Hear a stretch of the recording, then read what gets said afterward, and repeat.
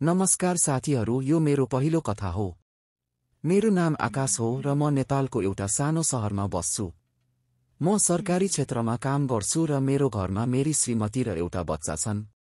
मेरी श्रीमतीको नाम अरुणा हो र हाम्रो बीचको सम्बन्ध पनि राम्रो छ। अरुणालाई गर्भावस्थापछि सेक्समा रुचि धेरै कम भएको छ र म धेरै उत्तेजित गर्दा उनी चिड्छिन्। यसैले म पनि आजकाल उनसँग थोरै दूरी बनाएर बस्छु ताकि घरमा अनावश्यक राम्रो वातावरण नबिग्रियोस्। हाम्रो छेउमा अर्को परिवार बस्थे। पतिको नाम श्री प्रभाकर थियो र पत्नीको नाम कोमल थियो र 2 बच्चाहरू थिए जो स्कुल जान्थे। मेरो अफिसमा धेरै काम हुँदैन थियो, त्यसैले म प्राय जल्दी काम समातेर घर फर्किन्थे। मेरो छेउकी कोमल भाउजू धेरै मजाकिया थिइन् र हाम्रो साथमा मजाक गर्थिन्। म पनि उनको मजाकबाट खूब मजा लिन्थे। यसरी गर्दै गर्दै हामी एक अर्कासँग धेरै घुलमिल भएका थियौं। हाम्रो घर र छाना पनि एक अर्कासँग जोडिएका थिए, त्यसैले प्राय साँझको बेला चिया पिउँदै हामी सबै बसेर मजाक गर्थ्यौं। कोमल भाउजू कहिलेकाहीँ राम्रो मुडमा सेक्सी मजाक गर्थिन् जब म एक्लै हुन्थे। तर अहिलेसम्म हाम्रो बीच केही शारीरिक सम्बन्ध भएको थिएन। मेरी श्रीमती अरुणाले पनि कुनै शंका गर्दिनथिन् कि हाम्रो बीच केही हुन सक्छ, किनभने कोमल भाउजू मभन्दा 10 वर्ष जेठी थिइन्। एउटा दिनको कुरा हो, लगभग 11 बजेको बेला थियो। म अफिसबाट चाँडै आइसकेको थिएँ र त्यतिबेला अलिकति वर्षा सुरु भएको थियो। त्यसैले म छानामा सुक्न राखेका लुगा लिन गएको थिएँ। त्यहाँ पुगेर देख्दा कोमल भाउजू पनि लुगा लिन दौडेर आइसकेकी थिइन्। तर उनलाई देखेर मेरो त हावा नै गुम भयो, किनभने उनी आधा नुहाएको अवस्थामा दौडेर आएकी थिइन् र केवल रातो रङको पेटीकोटमा थिइन्। मलाई यसरी हेरेर उनले देखिन् र हाँस्दै भनिन्, के भयो आकाश बाबु, कहिले कुनै अर्को महिला देखेका छैनौ? यस्तो के हेरिरहेका हौ? म के भन्थे? उनी धेरै सुन्दर पनि थिइन्। मैले भने, भाउजू मैले तपाईलाई कहिले यसरी देखेको छैन। के गरौँ, तपाईँ यति सुन्दर हसिना हुनुहुन्छ कि आँखा बन्द गर्न पनि गाह्रो भइरहेको छ। त्यतिबेला वर्षा सुरु भइसकेको थियो, त्यसैले वर्षाको पानीले भाउजूको शरीर अझै चिप्लिएर उनको बदन एकदमै स्पष्ट देखिन्थ्यो। मलाई यति आनन्द आइरहेको थियो उनलाई हेर्दा कि म बस उनलाई नै हेरिरहेको थिएँ। भाउजूलाई पनि मजा आइरहेको थियो, त्यसैले उनी हाँसिरहेकी थिइन् र मलाई अझै मजा दिइरहेकी थिइन्। फेरि सबै लुगा लिएर उनी भित्र गइन् र म हेरिरहेको थिएँ। फेरि म पनि चुपचाप आफ्नो घर आएँ र बस उनीको बारेमा सोचिरहेको थिएँ। लगभग आधा घण्टापछि कोमल भाउजूको फोन आयो मेरी श्रीमतीलाई।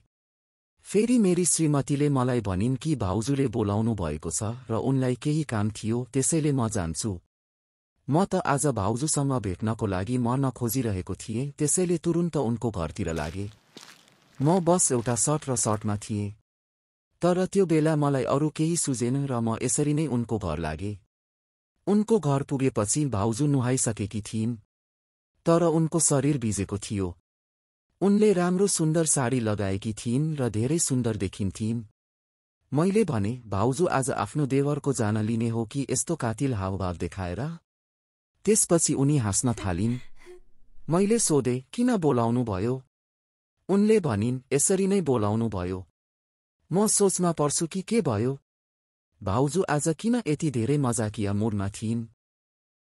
फेरि सोधेपछि उनले भनिन्, भाउजू केही छैन, तपाईलाई केही खुवाउनु थियो। मैले सोधेँ, के खुवाउनुहुन्छ भाउजू? उनले भनिन्, केही मिठाई बनाएकी छु, लिएर जानुहोस्। त्यो बेला उनको पति अफिसमा थिए र 2 बच्चाहरू स्कुलमा थिए। मेरो घरमा मेरी श्रीमती पनि घरका काममा व्यस्त थिइन्, त्यसैले हामी दुवैलाई केही गर्न कसैले रोक्ने थिएन। यस्ता विचार मेरो दिमागमा घुम्न थाले। म भाउजूको नजिक गएँ र उनलाई भने, भाउजू तपाईले साँच्चै भन्नुहोस्, किन मलाई बोलाउनु भयो? त्यसपछि उनी फेरि हाँसिन् र केही बोलिनन्। मलाई त्यो दिन अजीब लागिरहेको थियो। एक त तेज वर्षा सुरु भएको थियो, माथि भाउजूको यस्तो मुस्कुराउँदा मलाई लाग्यो कि यदि आज केही गरेन भने फेरि कहिल्यै गर्न पाउने छैन। त्यसैले म भाउजूको पछाडि उभिएर उनको गालामा चुम्बन गरेँ। भाउजू चकित भइन् र फर्केर रिसले आँखा देखाउन थालिन्। मलाई लाग्यो उनी केही बोल्नेछिन्। तर त्यो दिन भाउजूको पनि सायद मन धेरै थियो। दुवैको प्यास पूरा हुने थियो। उनले पहिले त रिसले हेरिन्, फेरि एकदमै हाँस्दै भनिन्, भाउजू यो के गरिरहेका हौ आकाश? मैले उनको कम्मर समाते र फेरि अर्को चुम्बन अर्को गालामा दिएर भने, भाउजू म तपाईलाई माया गर्छु। यति सुन्नासाथ उनको आँखामा चमक आयो र उनले आँखा बन्द गरिन् र लामो सास फेरिन्। म पनि मदहोस थिएँ र भाउजू पनि मदहोस भइसकेकी थिइन्। अब बस कसैले पनि हाम्रो बीचमा थिएन। मैले उनलाई गलेमा हाले र धेरै चुम्बन उनको मुखको चारैतिर बर्साए। बाहिर धेरै जोरले वर्षा हुँदै थियो र भित्र म भाउजूको मुखमा चुम्बनको वर्षा गरिरहेको थिएँ। भाउजू एकदमै आँखा बन्द गरेर उफ उफ गर्दै थिइन् र म रोकिन। लगभग 5 मिनेटपछि मैले उनको ओठलाई आफ्नो ओठमा राखिदिएँ। उनको ओठ यति तातो थियो कि लाग्यो म जल्नेछु। केही क्षणमा उनी पूर्ण रूपमा पग्लिएकी थिइन् र म पागल भइसकेको थिएँ। उनले मलाई आफ्नो शरीरमा चढाइन् र दौडेर आफ्नो बेडरुममा गइन्। म त्यो बेला सोच्न सकिरहेको थिइनँ कि के गरौँ, उनको बेडरुममा जाउँ कि आफ्नो घर फर्केर जाउँ। यस्तो लाग्यो कि भाउजू रिसाउनु भएन र कहीँ उत्पीडनको आरोप नलगाइदिन्। यस्तो सोचेर आफ्नो घर फर्किने बारेमा सोचिरहेको थिएँ कि भाउजू चाँडो आइन् र मलाई अँगालो हालेर फेरि बिस्तारै कानमा म पनि तिमीलाई माया गर्छु भनिदिइन्। मलाई कोमल भाउजू मिलिसकेकी थिइन् र मलाई त्यो बेला केही अरू बस कोमल भाउजू बाहेक केही सही गलत सुझिरहेको थिएन। मैले केही नसोचेर उनलाई आफ्नो बोडीमा उठाएँ र उनको बेडरुममा लिएर गएँ। भाउजू मलाई नै हेरिरहेकी थिइन् र मुस्कुराउँदै जाँदै थिइन्। मैले उनलाई उनको नै गद्देदार ओछ्यानमा लट्याएँ र उनको माथि सुतेर उनको दुवै स्तनलाई समातेर बिस्तारै मसल्न थालेँ। आफ्नो हातले साडीको माथिबाट नै स्तनलाई दबाउँदै गरेँ र भाउजूलाई चुम्बन गर्दै भने, भाउजू तपाईँ धेरै सुन्दर हुनुहुन्छ भन्दै भाउजूको ओठलाई अझै बलियोसँग चुस्न थाले। भाउजूले मेरो कपालमा हात फेर्दै भनिन्, भाउजू अरुणालाई थाहा भयो भने? मैले भने, तपाईँ उनको चिन्ता छोड्नुहोस्। उनी आजकल सेक्समा रुचि दिँदैनन् र बाँकी सबै संसारभरिका चिजमा धेरै रुचि लिन्छिन्। म केही गरे पनि उनी मबाट टाढा भाग्छिन्। उनलाई थाहा हुने छैन र उनी टिभीमा यति व्यस्त हुन्छन् कि उनलाई संसारको खबर नै हुँदैन। तपाईँ आफ्नो पतिलाई के भन्नुहुन्छ? त्यसपछि उनी हाँस्दै भनिन्, अरे त्यो प्रभाकर मलाई केही भन्न सक्दैन। उनी मसँग उच्च स्वरमा बोल्न सक्दैनन्। उनलाई थाहा भयो भने पनि उनी केही गर्न सक्दैनन्। मैले भने, यस्तो के गरिदिनु भयो कि उनी तपाईबाट यति डराउँछन्? त्यसपछि भाउजूले भनिन्, त्यो पछि अहिले तपाईँ आफ्नो काम गर्नुहोस्। कोमल भाउजू एकदमै मलाई चुम्बन गर्न थालिन् र मेरो पिठ्युमा जोर-जोरले हात चलाउन थालिन्। मैले तुरुन्त उठेर उनको ब्लाउज र ब्रा निकालेर फ्याँकिदिएँ। भाउजूले केही पनि भनिनन् र आफैले पनि चाँडै ब्रा निकालिदिइन्। ब्रा निकाल्नासाथ भाउजूको सुन्दर सेतो दुध मेरो आँखाको अगाडि थियो। हुन त भाउजू मभन्दा ठुली थिइन् र उनको दुवै दुध अलिकति झुलेका थिए। तर पनि धेरै सुन्दर थिए र मैले उनलाई आफ्नो ओठले जोर-जोरले चुस्न थाले।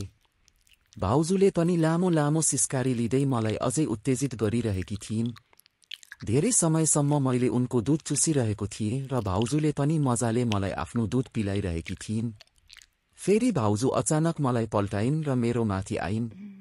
उनले चाँडै मेरो सर्ट र प्यान्ट निकालिन् र एकै झट्कामा मेरो चड्डी पनि निकालेर फ्याँकिदिइन्। भाउजूले केही नबोलेकी भोकी सिंहनी जस्तै मेरो लाडो मुखमा लिइन् र जोर-जोरले चुस्न थालिन्। मैले केही बुझ्नु अघि नै यो सबै भइसकेको थियो।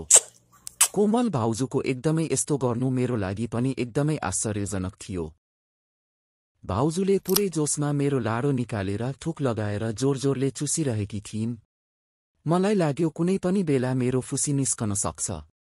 भाउजूले मलाई केही नभनेकी कामुक नारी जस्तै चुस्न जारी राखिन्। भाउजूको यो अदा मलाई धेरै मन परिरहेको थियो, तर कहिले सपनामा यस्तो हुने सोचेको थिइनँ। मेरो शरीर एकदमै मचल्न थाल्यो भाउजूको यति गजबको चुसाइले। मैले भाउजूलाई आफ्नो माथि लिएँ र उनको साडी र पेटीकोटलाई माथि सारेर चड्डी तल गरेँ। भाउजू र म अब 69 को अवस्थामा आइपुगेका थियौं र भाउजूको एकदमै गुलाबी योनी मेरो मुखको अगाडि थियो। मेरो जिब्रोबाट पानी टप्कन थाल्यो उनको सुन्दरतालाई हेरेर। मैले ढिला नगरी आफ्नो मुख भाउजूको भिजेको योनीको फाँकमा राखिदिएँ। भाउजू अहिले नुहाएर आएकी थिइन् र उनको योनी एकदमै ताजा थियो। राम्रो स्वाद आइरहेको थियो उनको योनिबाट। मैले जी भरेर योनी चाटे। उनको योनीलाई मायाले जिब्रोले भित्र बाहिर गरेर पुरै मजा दिइरहेको थिए। मेरो हरकतले उनलाई धेरै मजा दिइरहेको थियो, किनभने उनी यति धेरै सिस्कारी लिँदै थिइन् कि उनलाई मेरो लाडो चुस्न पनि मिलिरहेको थिएन। मेरो चुसाइको यो नतिजा भयो कि भाउजू एकदमै झरेर गइन् र मेरो माथि नै लामो लामो सास लिँदै सुतिन्। भाउजू मलाई हेरेर मुस्कुराइरहेकी थिइन् र म पनि हाँसिरहेको थिएँ। भाउजूले मेरो लाडोलाई जोर जोरले हल्लाउन थालिन् र मेरो उत्तेजना यति बढिसकेको थियो कि म तुरुन्तै झरेँ। मेरो लाडोबाट एकदमै पिचकारी निस्कियो फुसीको, जो भाउजूको मुख र कपालमा गएर खस्यो। भाउजूले खुसीले सबै फुसीलाई आफ्नो मुखबाट र कपालबाट निकालेर मुस्कुराउँदै भनिन्, भाउजू आकाश तिमी धेरै नटखट छौ। म पनि हाँस्न थालेँ र उनी पनि हाँस्न थालिन्। यस बीचमा धेरै समय बितिसकेको थियो र हामीलाई थाहा पनि भएन कि भाउजूका पतिको आउने समय नजिक आइसकेको थियो। मेरी श्रीमतीले पनि के सोचिरहेकी हुन् कि के भयो, उनीहरू किन अहिलेसम्म आएनन्? यी सबै विचार हाम्रो मनमा आउन थाले। त्यसैले भाउजू मेरो माथिबाट अलग भइन्। मैले पनि धेरै केही नबोलेर आफ्ना लुगा लगाएँ र उनको घरबाट फर्किएर आएँ। घर पुगेर देखेँ श्रीमती आफ्ना टिभी सिरियलमा डुबेकी थिइन् र उनलाई थाहा पनि भएन कि म के गरेर आएको थिएँ। सायद वर्षाको कारणले उनले पनि सोचेकी हुन् कि म रोकेको थिएँ। त्यो दिनपछि हामी दुवैको बीचमा अलगै नजिकता आइसकेको थियो र हामी दुवै प्राय साँझको बेला छानामा अँध्यारोमा भेटे।